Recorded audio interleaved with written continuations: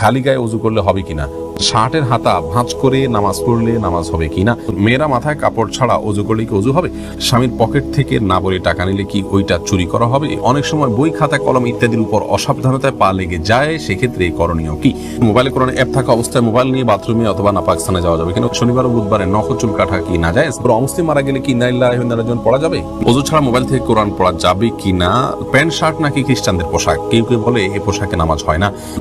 কামরুন নাহার বুলবুলি জানতে চেয়েছেন, অনেক সময় বই খাতা কলম ইত্যাদির উপর অসাবধানতায় পা লেগে যায়, সেক্ষেত্রে করণীয় কি, বই খাতা কলম ইত্যাদির উপর অসাবধানতা বশত যদি পাও লেগে যায় তাতে কোনো অসুবিধা নেই, তবে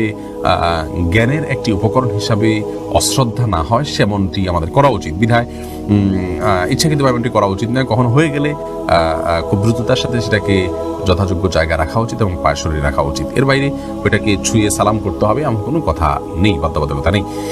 মকবুল জানতে চেয়েছেন, শনিবার ও বুধবারে নখ চুল কাটা কি না যায়, না কোনো দিন এমন নাই যেদিনের চুল কাটা বা নখ কাটা না যায়, কোন হাদিসে কোথাও নিষেধ করা হয়নি। ওযু ছাড়া মোবাইল থেকে কোরআন পড়া যাবে কিনা, লোমু তসলিমা বোন জানতে চেয়েছেন, যাবে, কোনো অসুবিধা নেই। মোবাইলের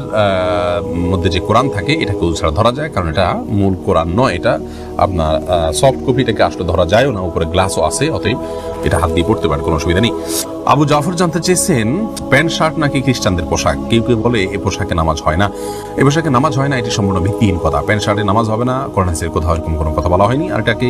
এখন আর খ্রিস্টানদের পোশাক বলার কোনো সুযোগ নেই, কারণ এটি খ্রিস্টানদের কোনো ধর্মীয় আদর্শ থেকে ধর্মীয় বিশ্বাসের বাহক হিসাবে এটি যে আছে এমন নয়, আর দ্বিতীয় হলো যে খ্রিস্টানদেরই একান্ত আপনার পোশাক, তারাই শুধু পরে এমনও আর নাই, যার কারণে এটি একজন মুসলিম হিসেবে পড়তে পারেন, কোনো অসুবিধা নেই। এরপরে নিউটন সীমান্ত আপনি জানতে চেয়েছেন, কোনো অমুসলিম মারা গেলে কি ইন্না লিল্লাহি ওয়া ইন্না ইলাইহি রাজিউন পড়া যাবে, উত্তর হলে পড়া যাবে, কোনো অসুবিধা নেই। ইন্না লিল্লাহি ওয়া ইন্না ইলাইহি রাজিউন এর অর্থ হলো যে আমরা নিশ্চয়ই সবাই আল্লাহর এবং আল্লাহর কাছে আমাদের ফিরে যেতে হবে, অমুসলিমের ক্ষেত্রেও একই কথা প্রযোজ্য, কোনো অসুবিধা নেই, ওই অর্থের দিক থেকে পড়া যেতে পারে। এরপরে শিপন আহমেদ আপনি প্রশ্ন করেছেন, মোবাইলে কোরআন অ্যাপ থাকা অবস্থায় মোবাইল নিয়ে বাথরুমে অথবা নাপাক স্থানে যাওয়া যাবে কিনা, উত্তর হলে যাবে, কোনো অসুবিধা নেই, এটা ভেতরে আমাদের মনের ভিতরে যেরকম কোরআন আছে, আমাদের স্মৃতিতে যেরকম কোরআন আছে, ওটা নিয়ে আমরা বাথরুমে যেতে পারি, মোবাইলের ভিতরে ওইটা আছে, যেতে পারে, কোনো অসুবিধা নেই। সুমাইয়া শিমু আপনি জানতে চেয়েছেন, স্বামীর পকেট থেকে না বলে টাকা নিলে কি ওইটা চুরি করা হবে, ওই টাকা দান করলে কি গুনাহ হবে। বোন সুমাইয়া, স্বামীর পকেট থেকে যদি আপনি টাকা নেন এবং স্বামী যদি জানেন, মৌনসম্মতি যেটাকে বলে, তিনি জানেন যে হ্যাঁ আপনি নেন, কিছু বলেন না, এরকম হলে আপনি নিতে পারেন, যেটুকু তার মৌনসম্মতি আছে এটুকু।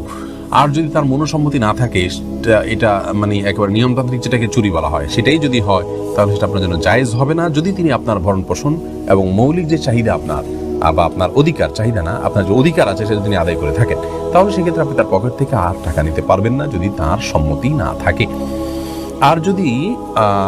মৌলিক চাহিদা পূরণ না করে থাকে, তাহলে সেক্ষেত্রে আপনার মৌলিক চাহিদা পূরণের জন্য যেটুকু নেওয়া দরকার সেটুকু আপনি নিতে পারবেন, এর অতিরিক্ত অংশ আপনার জন্য নেওয়া জায়েজ হবে না। এস এম রাফি জানতে চেয়েছেন, শার্টের হাতা ভাঁজ করে নামাজ পড়লে নামাজ হবে কিনা, নামাজ হয়ে যাবে কিন্তু অনুচিত, হাদিসে নবী সাল্লাল্লাহু আলাইহি ওয়াসাল্লাম নিষেধ করেছেন পোশাক ভাঁজ করে যেন নামাজ পড়া না হয়, এটা মাকরুহ হবে। সাকিবুল হাসান জানতে চেয়েছেন, মেয়েরা মাথায় কাপড় ছাড়া উযু করলে কি উযু হবে, মাথায় যদি কাপড় ছাড়া উযু করেন আপনি, তাহলে সেক্ষেত্রে আপনার উযু হয়ে যাবে, উযুর জন্য মাথা কাপড় কোনো জরুরি না। এমনি মাহবুব ইসলাম জানতে চেয়েছেন, খালি গায়ে উযু করলে হবে কিনা, উযু করার সময় দোয়া আছে কিনা, উযু করার সময় শুধু বিসমিল্লাহ বলে আপনি উযু করবেন, বাস যথেষ্ট, আর কোনো দোয়া করা জরুরি না, আর মানে খালি গায়ে উযু করতে পারেন, কোনো অসুবিধা।